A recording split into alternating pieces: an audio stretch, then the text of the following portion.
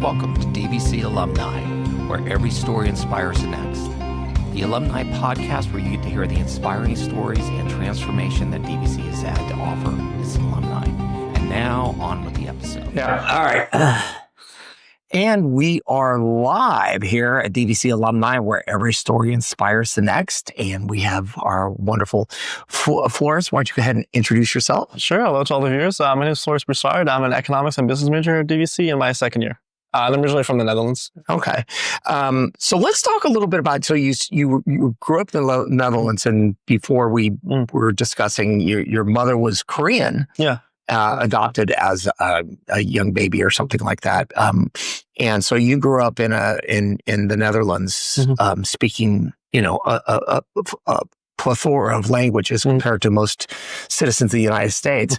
And one of the things, one of the things that you were commenting on is how many more cultures you got exposed to. It wasn't as monoculture as certain areas. Talk about that a little bit. Yeah, I mean, when you grow up in Europe, especially in my country, like you can bike through the capital in like 30 minutes. And when you have, right, like, and in Europe, it's so cheap to travel, right? Like you can go to the UK, you can go to London for like $10. Like you can go to Paris for 20, and there's just so much more of an accessibility to kind of travel. I think probably because like the infrastructure is so much better to kind of travel throughout Europe, that you have a larger exposure of like those cultures kind of intermingling.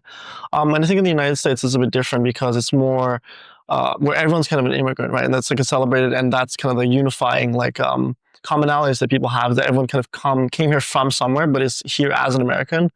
I think that's what we actually really like about America. That is, you can be here from a different culture, but still be able to bond with someone because you're universally kind of an American. I think that's probably the biggest contrast I have. Yeah. I was thinking about one of the things you were talking about earlier was that in the United States, we seem to be much more driven. It's much more intense, whereas in Europe, and I've heard this from a number of folks, and I know the very little travel I've done overseas is like that. It's like pretty much, it's 3:00 time to take a break. Here it's just like, no, I work through lunch. And have you noticed that as far as a contrast goes, or? Oh, absolutely. Obviously, like being in California, I think it's the most like Europe. I've been in like New York, and I feel like people are obviously a bit more driven there. No shame to Californians, of course. But I think it's really to just do with this pursuit of like this ideal, right? These American ideals of having a family, being a self-starter. And I think people, for some reason, they're just much more driven to do those things here, to have almost no PTO, to have almost no vacation days, compared to like Europe, where you have paid maternity leave, paid leave for all these things. I don't know, it's just a different culture. I'm not quite sure where that's from. Well, one of the things I was thinking about as we were talking about that was, the United States has had one war fought on its soil, and it was fought back east. It wasn't fought here in California. And that, well, there was a couple others. It was the War of 1812. I mean, it was a long time ago, way before I was born. But there was a Civil War, War of 1812, and the Revolutionary War. And so the rest of it has been, whereas Europe has had just in the last 150 years has had, it was running through it wholesale. And so I guess you get that point where it's like you'd be a lot more focused on your family and things like that. So I think the difference is economically also really striking. I think in Europe, everyone there's not really a big difference between like rich and poor.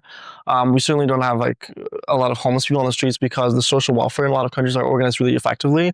In the US, it's obviously a bit lacking to that regard as well, where there's much more differences between rich and poor. But I think a byproduct of that as well is that more people are striving to be richer than like people in Europe, I think, are. There's just a different kind of pursuit in what it means to be successful, I think. Okay. Yeah. So how did you end up getting from the Netherlands? Did you go to high school and everything there? And I did. Yeah, I transferred to a high school in the United States. I didn't finish my high school there. Yeah. Okay. And where did you end up from there? I mean, how did you get here, first of all? Yeah, so I went to the United World Colleges in Mexico, USA. The United World Colleges, for example, they're a chain of, I think, over a dozen schools throughout the world that I kind of aim towards like young change makers who want to have kind of an international education and to make a change in the world. There's a lot of them in Europe, there's a lot of them in Africa, a lot of them in Asia. I actually took a summer course in, I think, 2019 and one in China. And there's even one in my country. And I was so like overjoyed and like impressed by the experience of growing up and going to like a school where 95% of the people are international, that it was such an interesting learning opportunity for me to kind of immediately apply to that program. And I was finally selected to go to New Mexico. And I think in my class, we had 200 students, and I think only 4 of them were American. Really? Yeah. Oh, wow. So and that was in New Mexico? Yeah, it was in New Mexico. Wow. Okay. Okay. So these folks all came from all over the world? From everywhere. Yeah, you'd have probably like 1 representative per country at least. Yeah. Okay. And the most would be like 2 or 3 people from the same country. And they flew from overseas to get here? From everywhere. Wow. Most of them are all full scholarships as well. Okay. Okay. Well, that's impressive. Yeah. So what was, I mean, that must have been really, I mean, that's certainly different than the high school experience that most, I certainly did, you know, but, and so then you went from that, and then how did you end up here at DVC? Yeah, so I think around 2021 when the pandemic happened, our school was like a boarding school, and it was really kind of isolated from the rest of the world. And a lot of students had felt like a lot of the similar pressures where it didn't feel like the traditional kind of college experience, the high school experience they were hoping for. So a lot of them, including me, decided to kind of end their studies early and go back home. And I think going back home was definitely kind of a break in my education, but I think it was actually ended up being one of the most rewarding things I've done, because I basically, without the pressure of going to get my education, I was able to get a lot of work experience, working for like four years to be a grant writer, which is basically where I write for like applications. All right, so you're a grant. Now everybody's going to come out of the woodworks. Hey, you know. Yeah, but it was for the largest nonprofit in my country for single parents, and you know, after a few years of that, I really kind of found my purpose in life, and I wanted to supplement that with kind of going to a school. And I think the United States was the best opportunity for me to really get that solid foundation in kind of an educational background for me to get better at the work that I was doing. Okay, so you're still focused on the nonprofit, and the helping others and stuff like that. So. And now that everyone knows you're a grant writer, it's just like, yeah, your phone's going to start ringing probably. But so you end up, why did you pick DVC of all places? I mean, I think it's obviously a wonderful place to be. I've had several kids that went out here, but what was the thing that kind of sold you on? Yeah, I knew that I was kind of probably going to have to head to California, as California was very holistic in schools that kind of have non-traditional students, especially like transfer students. And I knew that I ideally wanted to go to a community college because it had that flexibility of kind of seeing what kind of subjects would interest me. I actually picked it was either between DVC, De Anza, or Berkeley City College. Oh. I think I picked DVC. I toured all 3 schools. I think I picked DVC in the end because I felt like there was a really interesting like college vibe that was going on here, and I could tell that a lot of people were very genuine in kind of what they're doing here, and that there was a lot of kind of space here for me to kind of grow and like research a lot of things that I wanted to do. I mean, obviously the DVC has a high transfer rate to Berkeley as well, but I think more than that, there was this kind of serenity that I really appreciated here that had such like capacity for like thinking and like doing all these things and kind of finding your way here. Yeah, well, and the upside of doing the community college route out of the gate is that, especially if you're not quite sure what you want to be when you get done, is just it gives you a chance to kind of get your feet under you without paying that massive 4-year college tuition bill. So, okay. So you get here, and how did you feel about the walk up? I mean, you're obviously a little bit older than kind of traditional, which probably helps too, because you know who you are and stuff like that. So what was that experience like getting in the door? Yeah, it was interesting. I remember my perceptions of community college first were like that I'd be in a class with like very like old, like adult learners that were having like evening classes. And I guess it was true in like some aspects, but I was surprised that the majority of the class that I was going to, they're just students like me, who had something happen that kind of led them on this non-traditional path. And actually, like the first 2 classes I took were at San Ramon for DVC, and I think 80% of my class were just dual enrollment students from high school. Oh, wow. But then I come here and I have like a poetry class, and it'd be like with a lot of people that were already retired that just wanted to kind of hone their arts and crafts. But it's like seeing that range of like people, like individuals that would come here was really interesting to me. I think first I didn't really know what to make of it quite, but I think it's really been one of the most rewarding experiences to kind of meet these people from all these walks of life, right? Like they'd have such richness to their stories that you can kind of tap into and kind of grow and learn from. Mm-hmm. Well, it is. And I think that's the story of DVC is a lot of people think it's, and this is kind of the thing I try to talk to the people outside the community, the DVC community about is that DVC is so much more than just a place where kids go to school. Because that's really what the outside world kind of looks at it. It's like there's tremendous resources. So now, I just met you like about a year ago, I think it was. You and Anahita were doing the TEDx thing. So talk about getting up to the TEDx things, and then we'll talk about that. So what were some of the things? Because obviously you've gotten very involved with student life here. Yeah. It's funny. TEDx was actually one of the major events that my high school did. I actually could see at my high school that there were so many students that had so many interesting stories to tell. I mean, obviously being like mostly international, of course, like it comes with the turf. But I could see that same kind of richness and diversity here. And I think, I was part of like the speech and debate team. I was part of Toastmasters, but I think I'd yet to see kind of a platform where a lot of students could have that voice on like a national, like international platform, right? And kind of bring their story on their own terms. And I kind of just seen the success of seeing TEDx as done in other schools really drove me to, set one up here with Anahita and make sure that there is a space for those students to kind of have their voice out there. I knew DVC did one actually a few years ago, but it was mostly towards teachers, and that there was a really large need I heard from students that were really interested in showing their voice at the time, which didn't actually end up happening. I was just really excited when there was finally a chance for me to bring that out to people. So you talk about the process because I know that was stressful. That's a process. Right? Yeah, but I mean, talk about the process, because I learned so much, because I mean, TED to me and TEDx was just something that I saw on YouTube. Yeah. And that was, again, it's kind of like the analogy I would use is that it's a lot like, but people see DVC from the outside. It's just a place people go, or a TED talk is just, that's a little 10-minute, talk about X, Y, and Z. But what's the process like? Because I didn't realize until I got involved with it that it's really in depth. Yeah. So talk about that process. Sure. It's a lot. Yeah, it was definitely, I think we started like 6 months before the events. The first part is just getting like an application from TEDx and like filing and submitting it with them. It's finding sponsors, it's finding venues, and then having the whole application process to find speakers as well was incredibly tough. I think last year we had over 50 applicants over 2 rounds. And, to end up with a selection of like maybe a dozen students, it's quite tough to kind of have to select and filter to all those people and really see what kind of the strongest picks are of that year. Marketing was also really tough. We had to market not only on the DVC computer screens, but we also had to open our Instagram, make sure that we're getting the word out there so that, when it's finally event night, we're going to have enough tickets where it was kind of worth it, which we did, which is great. Just that whole process of kind of coming to terms with it. I think the biggest thing as well, beyond just like the venues, like the logistics of it, was finding out what TEDx would mean for us, right? Like what kind of a project it was like to be. Obviously, we came up with a theme at the time of Empowering Tomorrow. And I think over time, it also became on us to be, what kind of leaders are we? Kind of discovering our own role of leaders through that process and kind of figuring out how we can best kind of facilitate that process as students that are still developing as well, coming years, like first years. Yeah. So what was for you the big takeaway on that one? I mean, what was the lesson learned? I mean, there was a million lessons, but what was for you like the big kind of takeaway for you on that? What was I think you start early is always the biggest takeaway after a lot of things, especially with TEDx. There was a lot of things that kind of came up last minute where perhaps like a student speaker had to drop out and you had to find a replacement 24 hours before the event started, or where there'd be times where logistics would fall through, or we have a lot of uncertainties, even on event day, when it comes to microphones, when it comes to videos, audio recordings, venue, like facilitating all those things.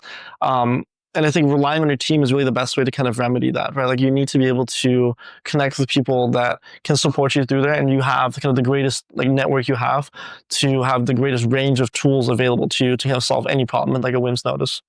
Yeah. So, and I know unfortunately I had something come up and I couldn't be there the day I was. Well, and I had some friends that went and they were very excited. They thought it was awesome. They thought it was an absolute wonderful experience. So you guys are doing it again. right? And so have you guys gone through the selection process yet? Yeah, we're actually doing our final round interviews to Thursday. Yeah. Okay. And we plan to be a little bit ahead of schedule this year so we can have a lot of those uncertainties kind of resolved ahead of time. But yeah, it should be about the same time next year and around April. Yeah. Planning for the next disaster as it kind of moves. Well, no, that's how you do events. It's just you plan for. You never know what's going to go wrong. Yeah. It's something will go wrong. It's just the nature of the beast. So, and how has it been doing it this time versus last time? This time it's a little different because Anahita and I are transferring out. So we had to do a lot more succession planning in trying to figure out how to kind of keep the continuity of the event going and making sure that over the next 5 to 10 years, right, like this event might hopefully still be there, and making sure we don't kind of lose the spirit of that in the process. So I think what's different from this year is that we had to think of it a lot more in terms of mentorship, right? Like in having those new apprentices come up and kind of teach them what our experiences were so they can have an even greater experience next time.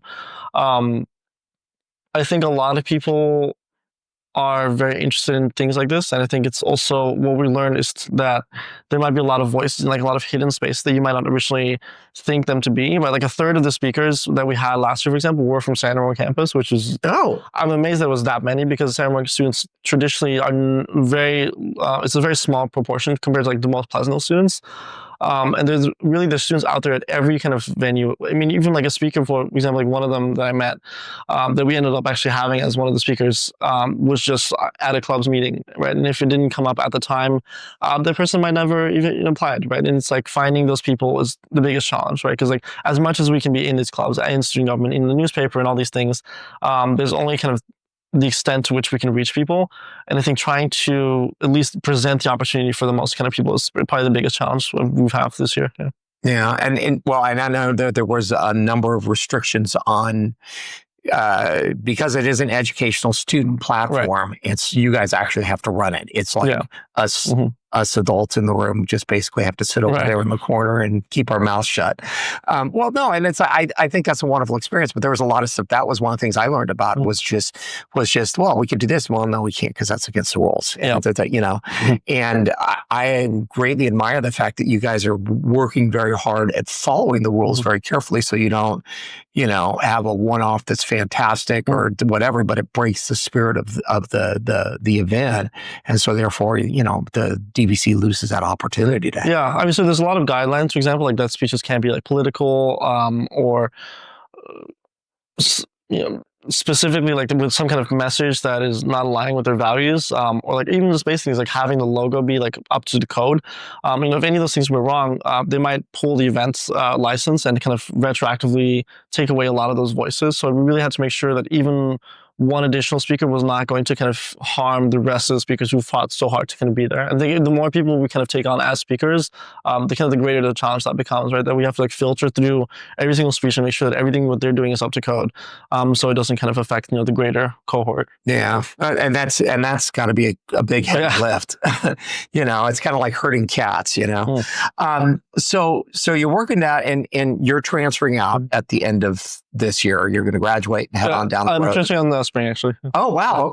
Okay. Where are you going? I'm going to Columbia University in New York. Wow. Okay. So what? I mean, it's a fantastic school. I've actually some kids I coached in softball ended up there, but talk about why Columbia and what was that track like? Yeah, I applied specifically for the School of General Studies, which is kind of this department in Columbia that has a lot to do with non-traditional students. As an international student, I'm kind of faced with financial barriers everywhere I go, whether it's Berkeley or Columbia.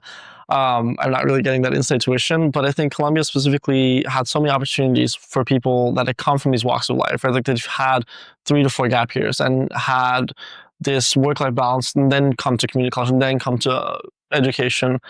And I think fundamentally what I'm looking for in an education in the United States is getting that range of experiences and kind of get the most of it. So I think I prefer Columbia over like schools on the West Coast because it's such a different environment, I think. And I really want to make sure I'm kind of like making the best of my education here. Yeah. Yeah. So we'll get back to some more DVC experience, but what do you, after you're done with that, because it sounds like you kind of got an idea of what you want to be, now you've done all this stuff, you kind of get an idea of what you want to do. What does it look like for you when you're done going to Columbia and beyond? Sure. Ideally, I'd love to get a master's in education, probably from Columbia, hopefully as well. I'd love to kind of continue that space in my own country to be perhaps like a nonprofit consultant, or to kind of keep working in that space to do as much as I can with that education. Um, yeah, and I'd ideally just like to just kind of keep serving the communities like the one I came from, specifically single parent families, and yeah, to kind of make sure that tragedies like that, they never kind of stop, but it's at least something I can do in kind of mitigating those things and making sure that there is appropriate responses to those crises, and that there is like aid and structural support for them in whatever capacity that can be, whether that be like a consultant or like a lawyer or policymaker, or anything in that field, that realm of like shaping kind of the structural outcomes of inequality. Yeah. I think to your point about, tragedies are going to continue to occur. That's the lot of man. I think developing the infrastructure to be able to help mitigate some of that, but also teach people resilience and to bounce back from it, because I think it can actually make them stronger. Because that's unfortunate that we do have to kind of live in that kind of world. But back to DVC. So what other clubs are you involved with? What other activities? Yeah, sure. So long list. I was on the state director board for Phi Beta Lambda, which is PBL, or Future Business Leaders of America, for California. As a state director, I am the vice president of education for Toastmasters. I also have a position on the associate students at DVC for last semester, where I was the vice president on the San Ramon campus. I'm pretty active also on the San Ramon campus, where I'm the president of Phi Theta Kappa, which is the honor society at DVC, one of the honor societies at DVC, as well as Alpha Beta Gamma, which is an honor society for business specifically. So in this, I have a contention, and at some point I'll have to satisfy this particular curiosity. It's been my observation that there's a large contingent of students that are involved in student life, the clubs, that are not a member of one club. They're a member of 2, 3, 4, 5 clubs. Yeah. So, I mean, you named off, 5 clubs that you're a member of. Yeah. And I don't think you're the exception. I think you're the rule, at least in that case. So it's like, if you say, okay, there's this many students involved in student life, well, it's like, okay, how many of them overlap? But that's just more an observation. And I think it speaks to the amazing value of those clubs, and then also how committed that the students are to that particular, to the student life. No, absolutely. I mean, there's a lot of overlap, obviously, like with like an honor society or like a public speaking club, where there's a lot of the similar aims. A lot of people are going for business, especially DVC. And I think as well, whenever you see opportunity in any kind of spaces, you tend to kind of see the same people kind of come back, even if it's like a pitch competition, right? Or some hackathon, or like some trip from Washington, D.C., you kind of see the same kind of people applying to those opportunities, simply, I think, because it's just in their nature to kind of go to seek those places out and try to excel and make the most of it here. Yeah. So speaking of competitions, so you've been crowned again. So talk about that, because you won the what was it? That was the pitch con. Yeah. So talk about that, because this is not just your first time. No, this is like my 5th time, actually. Yeah. So we came up with the idea of scholarize.org for, I think. Well, this is the entrepreneur's pitch competition, right? So let's talk about that, what it actually is. So sure. It's really a competition for, presenting business ideas. Right. Yeah. So yeah. And they do this, in the spring and the fall? Is that right? Fall. Okay. Just only in the fall. All right. So we've gotten that. You've been involved in this, obviously, 5 times. Yeah. Okay. So, yeah. You don't need a list the times. Yes, I do. Well, not that I need a list, but it's just like, so what was the last couple of ones that are really memorable? I think the most memorable probably was going to Dallas, Texas. That was for FBLA for nationals. So we won twice at state for first place in California for entrepreneurship pitch for the same category with the same idea. And then moving on to Dallas and kind of seeing these chapters from like Missouri, from New York, from like all these other parts of the United States was like such an interesting feat to have, like to compete like nationally is like something I've never done before. Just being on a stage like that was really tremendously exciting to kind of see that same idea hold up for a lot of other community. So the idea, for example, is primarily to kind of help the transfer process for a lot of community college students. And it was really fascinating to see community college transfers from Missouri, right? Like from Texas, from Nebraska, and like seeing that idea kind of still applies to them, I think was like the greatest, most rewarding experience that we've had recently, because I can really see the viability and like the relevance of like my idea.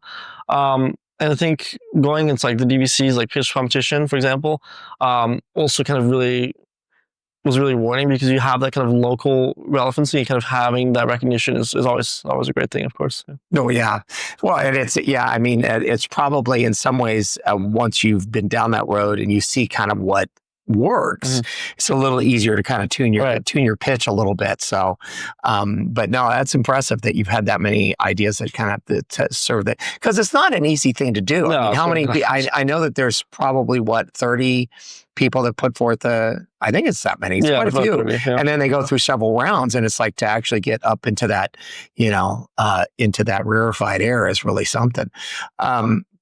How did you feel the DVC kind of compared? I mean, we're of course always looking to pat ourselves on the back, but you got a chance to kind of look at how our programs are, at those pitch competitions. It's like, how did you feel that we fared versus those other community colleges? Oh, it was great. I think it was, special thanks to Ryan Buckley, professor of business here at DVC. I think the way it was organized, both this and last year, was tremendously professional. I think there was a lot of great setup for a lot of the events, a lot of great judging, and I think a lot of the things were in place that really made it, I think, a really professional competition. I did not feel at all like it was just a community college competition. I think it was even like on par with like the state competition we had for FBLA for the state of California. Okay. And I think there was so much in-depth like planning that went into that I can really see. I think the thing that I really like that it celebrates this legacy that DVC has of like doing these competitions, because the pitch competition, as far as I know, has been around for some time, and kind of seeing these things and kind of joining this kind of history of people that kind of excel at DVC is really exciting to see. Yeah. So we're kind of wrapping up now. So what would you say to yourself? So this is now the kind of the one thing you would tell the younger version of yourself. Not that you're that old. I mean, this is more of a question for me. But imagine you're talking to yourself. You're still in high school, early part of high school in the Netherlands. What would be that piece of advice that you would give yourself? I think it would be to never kind of be afraid of kind of where life takes you. There's almost so much uncertainty in life, right? Like even if it just is something basic as like transferring to a UC, like from DVC, right? Like from having that kind of solidified plan and then coming here and doing those things, like none of it really kind of follows the plan. But that doesn't mean that things will end up great, because I think if you put in the efforts, no matter where you fare, how things will, even with all the external circumstances that are happening, you're always able to kind of have the best kind of version of success that you're able to have. But I think accounting for that like uncertainty that things might not always work out the way you wanted it to, I think is really mindful. I think it's very useful to kind of make sure that wherever you're going, you kind of keep that in mind so that you never kind of adhere to one plan. Like it's okay to be flexible. It's okay to change your plans. Like I came originally thinking I was going to Berkeley, and then my first year I found out about Columbia, and then I pivoted. Things change all the time, and kind of having yourself be open to those opportunities and to not kind of be stuck to one plan, I think is probably the greatest thing you can do. Like not only in your time here as DVC in high school, but like in any realm of like human endeavor, I'd say. Well, that's awesome advice, because it's like, you're right. It's like life is really not linear, and to be wholly committed to the plan, even when new opportunities present themselves, is probably not the best thing. Well, I want to thank you for coming in. That was great, and I'll see you at the TEDx. I will. Thank you. All right. Thank you for tuning in to DVC Alumni, where every story inspires the next, the podcast for the DVC Alumni Association. You can contact us at alumni@dvc.edu with any comments, and be sure to leave a like and subscribe to our podcast.